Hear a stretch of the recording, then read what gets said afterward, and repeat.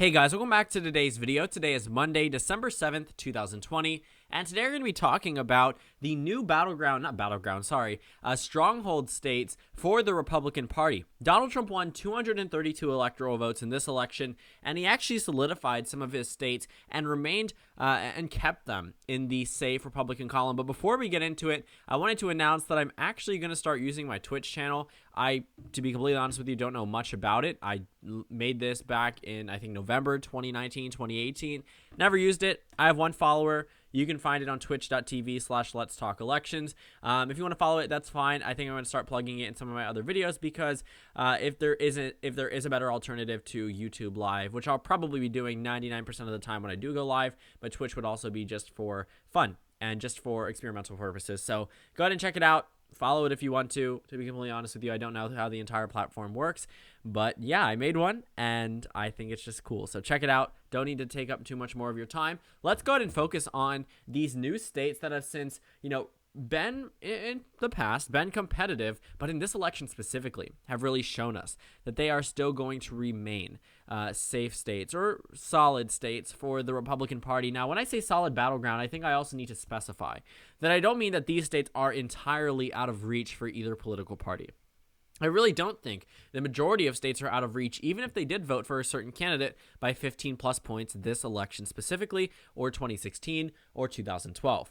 And I'm looking around the country, and when you see some of these safe Republican states, you probably didn't think of them as anything besides that. These three states, the three that I am choosing, two of them have not voted for a Democrat in decades. I think for one of the other states since 1976. But it has always routinely come back as a possibility of being narrowed up because of its heavy minority population. That may have given away what state I'm going to be focusing on. But there's 5 states in total. One congressional district. I want to focus on it. I think it's very interesting. It's fascinating looking at the trend, the electoral trends of these states in the past and how they've actually remained Republican strongholds and have had positions where they could waver, where they could be competitive. But recently, especially after this election, I don't think that they're going to be this, toss-up bellwether type status states or even really states that the Democratic Party views as remotely competitive.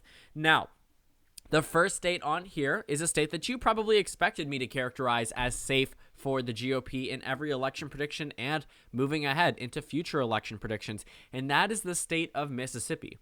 That's not much of a shocker, right? Well, in 2012, this state was decided by 11 points, comparable to, Alaska and South Carolina. And when you're looking at Mississippi, you think that it would be a safe Republican state, and now it has actually become a safe Republican state on the presidential level. Obama inspired something in this state and also across the Bible Belt that was able to drive up turnout. While he didn't win Georgia like Joe Biden did, Barack Obama was also able to win Florida and then North Carolina in one of his elections. Biden wasn't able to carry either. And when you're looking at the state of Mississippi, it's always going to be a Republican state, or at least it always has been. And if you're looking at the margin now, Trump still won it by 16.5%.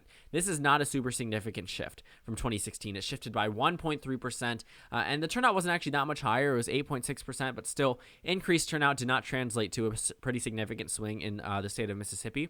And I think moving forward, the Democratic Party is going to have a lot more trouble because typically in this state, they've had a strong history with Democrats, surprisingly, strong history with Democrats on the statewide level in a couple of races, and I think that at the end of the day, when you're looking at Mississippi, it is not going to be nearly as Obama-esque type competitive in future elections. And I think this state is a state that the Democratic Party probably will not focus on even in statewide races. They have a couple of notable Democrats, but once they run out of them, they've already ran for office, or they decide not to run for office, they're going to have a much more troubling time. It's very comparable to the situation for Democrats in West Virginia, because without Joe Manchin, the Democrats have not a single person to run statewide. But Mississippi, a little bit more Democratic than West Virginia, but both of them still solid Republican states. The next state is the state of Missouri. Now, if you're older, if you're not part of Generation Z, you probably recognize Missouri as a bellwether state. This state had correctly voted with the presidential election winner for decades, leading up to President Obama. And when Obama lost the state, it wasn't exactly by a super significant margin. It was actually by 3,000 votes. I believe, very, very close, and it was decided by 0.1%. 0.1% in Missouri. Missouri actually, in 2012, shifted significantly to the right, but it still wasn't nearly as right-wing as it was in this election. In this election, Joe Biden lost the state of Missouri by 15.4%.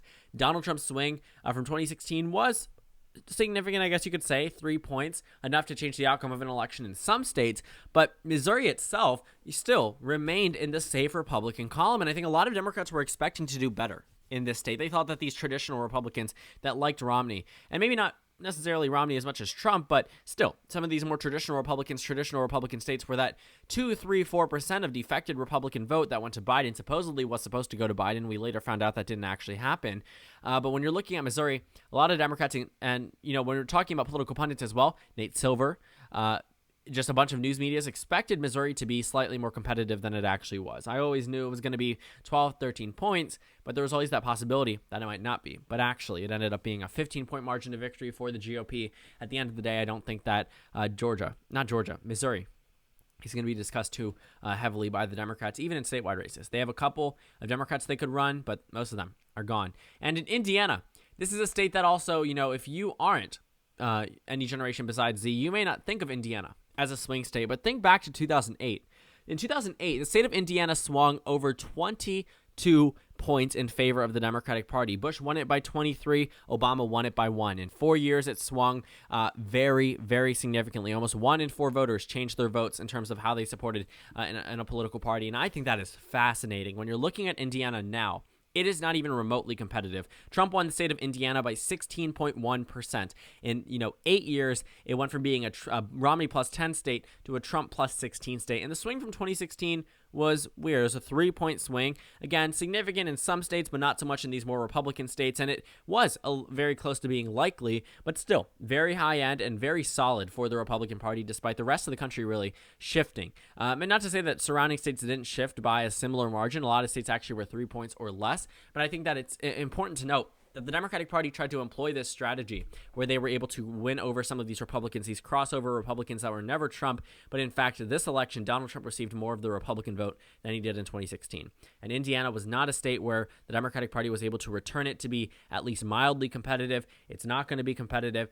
Trump won it by 16 points. Not to say it's completely out of reach. It's just going to take a lot of work, and it's going to take a wave-type election. It's going to take an Obama-type election in order to move Indiana back into the Democratic column. So, Indiana, Missouri, Mississippi, all gone. But these are states that we expected. How about these next 2 states? And I'm actually going to group them together because they have voted together for the past few years or a few elections. But Ohio and Iowa, isn't that something? Iowa voted for Donald Trump by 8.2% in this election, despite a number of swing states voting for Joe Biden. Ohio voted for Trump by 8 points. Ohio broke its correct voting streak. It correctly predicted the presidential election winner based off who won the state of Ohio for 60 years. They have been correct for 60 years, and they were wrong this election, and it's done. Very similarly to the state of Missouri, which had a very long streak of accurately predicting the election winner, wrong in 2008. Ohio, wrong in 2020, and not by a little. It was not competitive. Trump won the state by 8 points. The swing from 2016 was one of the narrowest swings we saw this entire election cycle, 0.1%. Iowa swung by 1.2%. Even Nebraska, neighboring Nebraska, swung by 6. Kansas by 6. Minnesota by 6. South Dakota by 4. Important to note, Missouri only by 1.4%, but that's still more than Iowa. Missouri even swung more to the Democrats than Iowa. Illinois, slightly more Republican, but other than that, all of the surrounding states swung more to the Democrats than the state of Iowa. And Ohio, don't even get me started. Every single state that borders the state of Ohio swung more to the Democrats than that specific state. It was an 8-point margin of victory, despite Donald Trump losing the popular vote by nearly 5 points. That is important to note. That is very important to note because when you're looking at Ohio, it was always a bellwether state. It was always a great indicator of how the rest of the country was going. It had voted sometimes to the left of the national popular vote. In 2016, obviously to the right, but it got the presidential election winner correct. This time, not so much. And I think with the minority groups moving out of Ohio, moving out of Iowa, moving a lot out of this entire region of the United States, it's going to be a lot trickier for Democrats to win there. And I think the Republican Party starts off with the immediate, if not absolute, advantage in Ohio and Iowa in the upcoming 2024 election. I think some Democrats are going to want to target it, and not saying that they shouldn't target it. It should absolutely be on the radar for Democrats, but it's not going to be a go-to swing state, such as North Carolina or Georgia or Arizona or, Texas even. I think Texas actually was, that's a fact, was more competitive than Ohio in this election. So I think that's important to note. We have a changing landscape. And the final, not necessarily state, the final electoral vote comes from Maine's 2nd District. Now, that may be surprising to some people, not so surprising to others, but when you look at that 2nd Congressional District, they had never broken away from the rest of the state ever in its history up until Donald Trump twice. The state of Maine, with its 2nd District, voted for Donald Trump by 7.4%. In terms of a swing from 2016, it was a 3-point swing, but even with Biden's solidified victory, most votes ever for a presidential candidate in United States history, Maine's 2nd District still voted for Trump by 7.4%. In 2012, it voted for Obama. In 2008, it voted for Obama by double digits both times. And looking at 2020 and 2016, sure, it was a swing from 2016, but still a victory regardless for Donald Trump. And at the end of the day, that 7-point margin isn't going to be enough for the Democrats in a year where they may even lose not necessarily lose the popular vote. They're not going to lose the popular vote, but lose the Electoral College. It may fare even worse for them in that district. And I think Donald Trump has tapped into that base that has made them a lot happier with Republicans than we've seen in the past. So when you're looking at these states, these 52 electoral votes, you may not consider them swing states. You may not have considered them swing states in the past or swing districts. But when you're looking at election history, every single state on here, with the exception of Mississippi, had been ultra competitive at one point or another. Mississippi was sort of a pipe dream for Democrats in terms of statewide races. The presidential race occasionally was discussed because it was within single digits, but it never really actually mounted up to be single digits. But overall, looking at these 52 electoral votes, I think the Republican Party is going to be moving ahead past this election. Pretty happy, actually, with the result in some of these states. Obviously, they didn't win. They're going to have to readjust, figure out what went wrong, focus ahead on 2024. But looking at this election in specific, they now have new strongholds. All 5 of these states plus the 1 district, I think the Republican Party is going to be a lot more confident about their chances than they even were this time, and they seemed fairly confident as well.